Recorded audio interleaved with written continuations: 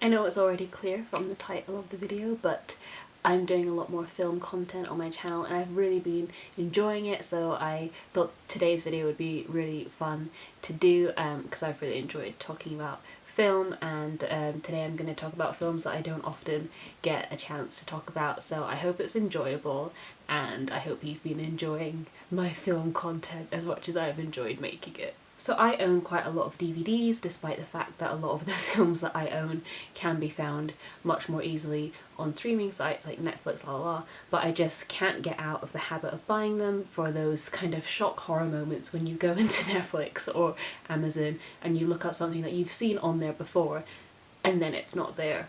Absolute nightmare. I cannot deal with having an urge or an itch to watch a specific film and thinking it's been online somewhere and then it's not. And when I was a young film fan, I used to just buy discounted DVDs like willy-nilly in FOP and HMV, but I'm a bit more like intentional with it now. I'll only kind of buy like proper favourites that I know that I will watch again because they take up a lot of space. And I bought this DVD shelf, I believe, either Amazon or John Lewis or something, to house all of my DVDs, because before I just used to put them on my desk, and I filled up that shelf very quickly and I had, you know, lots of DVDs left over and they've just been piled and piled and piled and piled on top to the point where it might fall down and hurt me. Those of you that have seen my TBR video, I have a very similar looking precarious book pile, so it's something I need to sort out. But I love my little DVD shelf, I love seeing all my films on display, but I have a little secret, and so you just sort of pivot a little bit to the right from my big beautiful DVD shelf and you see a little box shaped thing that is laden with crap. There's just crap piled on top of it and it doesn't really look like much, but what it is, it's a little box container thing for DVDs, and I have a few DVDs tucked away in there because when it came to deciding what DVDs went on display and what DVDs went in the drawers, there were some intentional choices made. And there are some DVDs that I own that I might, as a film graduate, be a little bit embarrassed or ashamed to admit that I own them. So I have tucked them away in my little shelf that nobody can see. And I thought it might be fun to go through them today, talk about some like guilty pleasures, but you know, ultimately I bought the DVDs for a reason, so like I might feel guilty about it, but like not really. So I'm kind of like advocating for your guilty pleasures, for your trash. Like, don't be shy about it. I'm gonna show you my trash and hopefully you can tell me what yours are in the comments. Also, not all of them are trash, so I'm not gonna be judged too harshly, I hope, because not all of them are trash. Some of them are just ones that I haven't watched yet or just didn't feel like displaying as much as the other ones that I've displayed. So here we have drawer one. I will do some close-ups and whatever inserts. The film at the top is The Kids Are Alright. Not embarrassed about that, but I'm not gonna lie, no idea what that's about. We then have American Psycho, Silence of the Lambs, Usual Suspects. These are all great films. I used them all in my sixth form EPQ, which was like a 5,000 word essay, and I was looking at psychopathy in films. And I don't know why those aren't on display actually, but you know, whatever. Then we've got Winter's Bone, which I never watched. I should have watched that. Then we've got Eternal Sunshine of the Spotless Mind. Not ashamed of owning this. It's good. Then we have We Are the Best, which is foreign language film. It might be Danish, but it's about punks and it's a fun film from memory, but I've only seen it the one time. We then have Pride, which is a film I really enjoy. We then have The Departed, which I've not seen yet. We then have Night on Earth, which is a Jimmy Jarmusch film, which is great. Specifically, really love Winona Ryder's performance in this film. Then we have Ghost World, which I haven't seen yet, which is crazy because it's definitely going to be my thing. It's teenagers. Then we have Mulholland Drive, which I actually didn't realise that I owned. I watched it the other night for the first time ever and I loved it, but who knew I had the fucking DVD? That's the problem with the shelving unit. I don't know what I have. I just don't. Then at the bottom we've got two films by Lynn Ramsay, Morven Collar and Ratcatcher. And then at the very bottom we have Revolutionary Road, which is a film by Sam Mendes. This one was fine actually. I think, you know, when I was doing my DVD shelf, you know, I was obviously running out of space in the rack, so the first drawer was like good films but I just didn't have space for. So that one was fine. We're gonna get into some real trash in a minute, don't worry. Next one I'm picking up, at the very top I see Clueless. Great film. Then we've got like a 2 DVD pack, remember those? And it has Bride Wars and 27 Dresses. I am partial to a bit of silly rom-com things. They're fun. Then we've got the 2 St. Trinian's films, which are fun, but I think the first one is better. Although I think David Tennant's in the second one, he's really good in it. We then have Confessions of a Shopaholic, which is not good.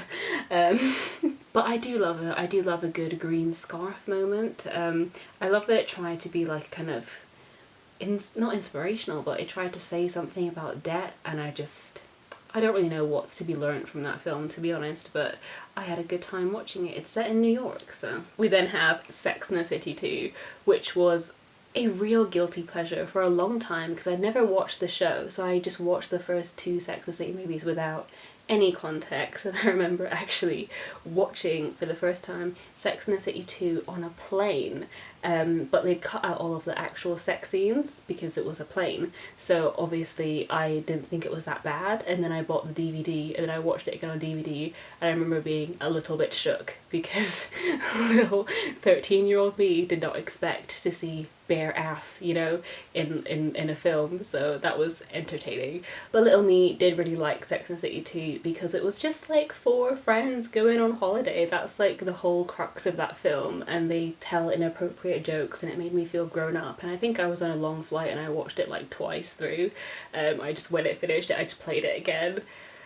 I don't know, it kept me company. But now I'm watching Sex and the City the series for the first time ever, because I'm bored in lockdown, and since I made my books and films set in New York video, I've been hankering after something set in New York, so I thought, oh, you know what, I've got nothing better to do, I will take the plunge. And it's bad, like, it's the worst. I hate Carrie Bradshaw so much. She is the worst character. I have no idea why that series is not centered on Miranda or Samantha, because everyone else is trash. Bad takes all round, and I wonder if it'll not ruin the movies for me because they were never good movies, but I wonder if like my enjoyment of the films will be slightly less now that I have a burning hate fire for Carrie Bradshaw in my soul. Then of course we have the Twilight Saga, which I'm not gonna lie, I'm not even that ashamed about.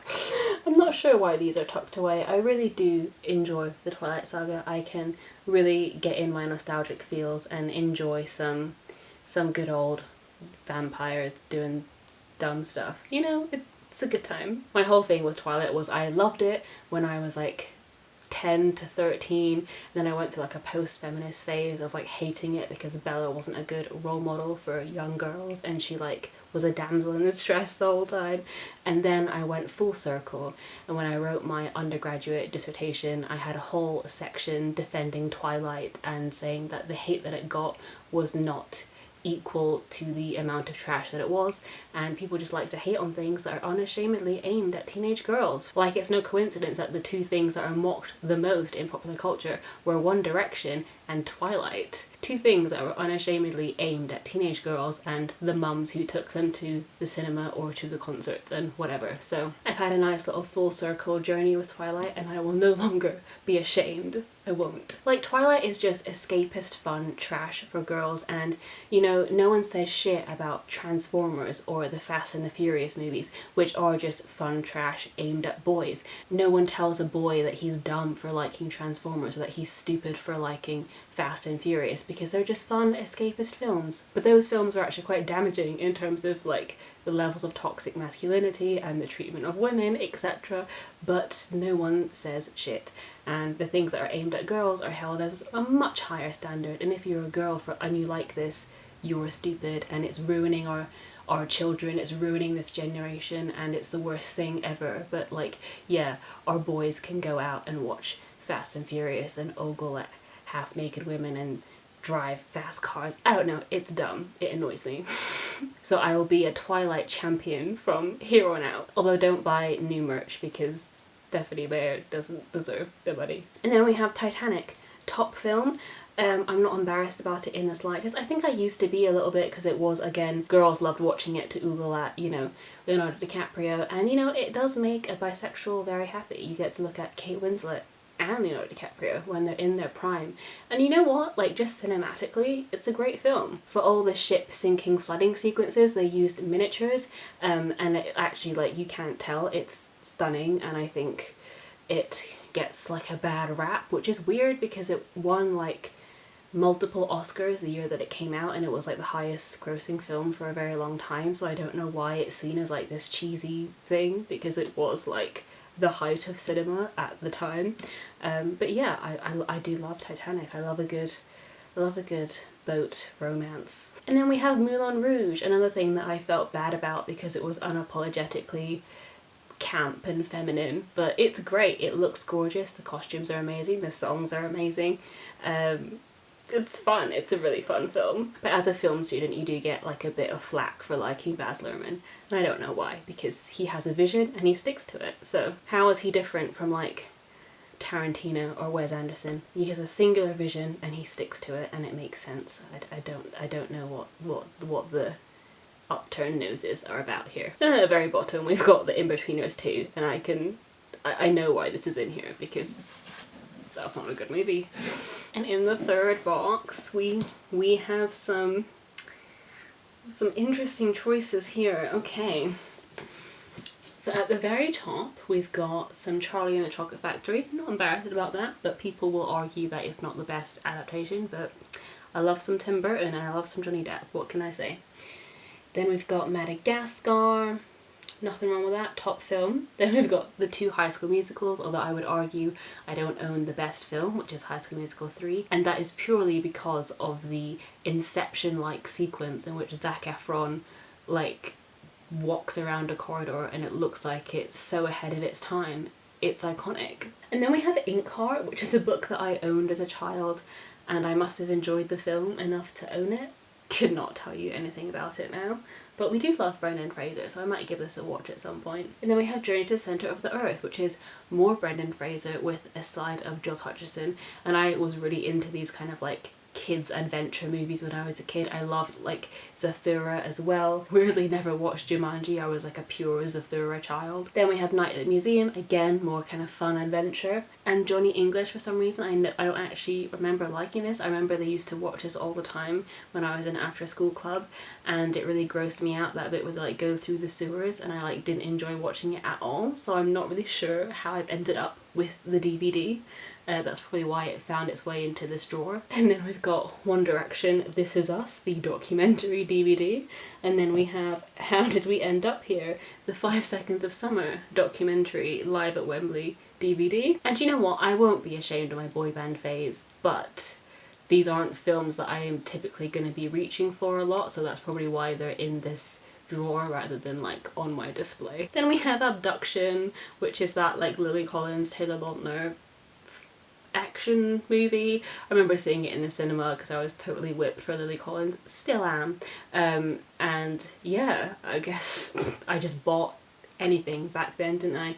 So that's why I own that. Then we have Casino Royale, because that was the first ever James Bond film, and I don't know why I liked it so much, maybe Eva Green. Then we have Shaun of the Dead, which is a top film, so the only reason I can think that it is in the drawer and not on display is because it's probably easily accessible on a subscription service somewhere, and I don't really need the DVD very much. And then we have Kill Your Darlings, which I bought, I think, because I wanted to support Daniel Radcliffe post Potter, and I also was a fan of Dane DeHaan, and it's about like the beat poets and stuff, but I don't remember it being a particularly memorable film. I just liked the actors that were in it, so. And then at the bottom we have a real, I don't even know how to describe it, we have Bratz Rock Angels, which was, I don't even know how to describe Bratz Rock Angels. It defies words. I was obsessed with Bratz Rock Angels as a child. It is the Brats, and they set up a magazine, and they have this cool like office makeover montage, which is amazing. And then from doing this magazine for like a month, they get spotted by like some celebrities. They go on a trip to London where they do a lot of shopping. Chloe meets a duke who turns out to be an asshole, right? But then they want to interview this girl, Roxy, who's in a band, but then when they go to the interview, she like falls out with her bandmates and all her bandmates leave. So then the Brats have to step in at the last minute, and then they all perform and they create a band called Brats Rocking Angels. And I watched this like way past when it was appropriate. I did watch it as a kid, but then I just kept coming back to it like beyond the time it was appropriate. And I think when we were teenagers, I showed it to my friend B, and like she unironically enjoyed it, and I felt like so validated. I remember sitting there watching it with her being like, oh my god, she's gonna think I'm so dumb, she's gonna turn to me any second and be like, why are we watching this? But it was such a lovely moment of just turning around and like seeing her enjoy it as like much as I did. Like she was watching it for the first time, and I remember just being like, maybe this is good, maybe I'm not weird. Okay, we're on the last drawer, and I'm not gonna lie to you, I have no idea how some of these came to be in my possession. So at the top we have Barbie Fairytopia, which, you know, no hate, but it's not the best of the franchise. And then we have Life After Beth, which I've never watched, and I think B gave to me after she was doing a clear out. And then same with the next film, which is Safe Light, which I've never heard of. Then we've got the Carrie remake, which people will be annoyed that I've seen the Carrie remake without seeing Carrie. Although now, having watched Sex and the City, it makes sense to me that like Carrie is like a demonic horror figure. Makes total sense. Then we have The Never Ending Story, which is gifted to me by a family friend, and it is like all wonderful nostalgia sort of feels. And then we have some episodes of The Simpsons. I can't even remember how this came into my possession because it's not like a DVD of a season, it's just like some episodes. Same with the SpongeBob one. I think it's the Halloween episodes of SpongeBob I randomly have on DVD. No idea when or where I acquired this. And then we have volume 1 of season 1 of the BBC adaptation of Robin Hood, which I remember being obsessed with. And not a lot of people that I know have seen it, but I remember it being very good, and I don't think it's on streaming anywhere, so I have volume 1, which I think is like episode 1 to 4 of season 1, not even the complete season 1s. And then we have Doctor Who, which is series 3, volume 4. I couldn't tell you what episodes those are, I just see a little David Tennant in the corner. So it's David Tennant, and there it is. It's so weird that they used to split seasons up into volumes. Like, that would be so annoying. Imagine like not having a whole season on a disc. That would be like nuts. And then we have a DVD of The Voices, which I bought because I wanted to watch, and I think I tried to watch it with my parents, and then we got like 5-10 minutes in and they decided it wasn't for them because it was quite gory, and then I never went back to it. So maybe this is fate and I should go back to it now. And then Dior and I, which is a documentary about House of Dior when Raf Simone like took it over a couple of years ago. I remember enjoying it, but I've not seen it in years and I don't know why I own it. And then we have Avatar. We have Avatar, and like, this is some weird Mandela effect. I swear everyone who owns a DVD copy of Avatar does not remember buying a DVD copy of Avatar. I didn't even like it that much. I saw it in the cinema and it was like, yeah, it's cool, it's a spectacle, but like, why do I have it? I didn't want to watch it again. And you can tell I bought it like soon after it came out on DVD because it has like the cardboard cover. So it's not like I bought it years later, like discounted. I must have got it when it came out. So who got it for me? And why did I keep it? Did I ask for it? I don't think so. Does anyone else own a copy of Avatar? They have no idea where it materialized from, because we need to know. It's like that U2 album. Do you remember that year that just suddenly everyone got a U2 album that they didn't ask for? That was terrifying. And the last DVD in this box is Ryan Gosling's directorial debut called Lost River, which I've seen and I don't remember. And those are all the DVDs that for some reason I've chosen not to display for everyone to see. Some of them are because, yes, they are embarrassing, they are guilty pleasures, they are trashy faves, and some of them is just a space issue, and some of them is because they're widely available on streaming, so I don't really need to be reaching for the DVDs. But yes, these have been tucked away for years and I haven't seen them in years, so it's actually been really fun to do this video and like be reminded of what I actually have and what I can crack out my disc drive and maybe watch in the next few weeks of like lockdowns. I hope you enjoyed this video, and please let me know what are some of your trashy faves or like things that you're maybe embarrassed to like, but like don't be. Shout about it. Who cares? We're all on this small planet for only a short while. Whatever brings you joy, there is no reason to be ashamed of it. Go forth, my lovelies, and enjoy what you enjoy. And tell me about it, I do want to know. Thanks so much for watching this video, and I will see you soon with another one soon. Bye.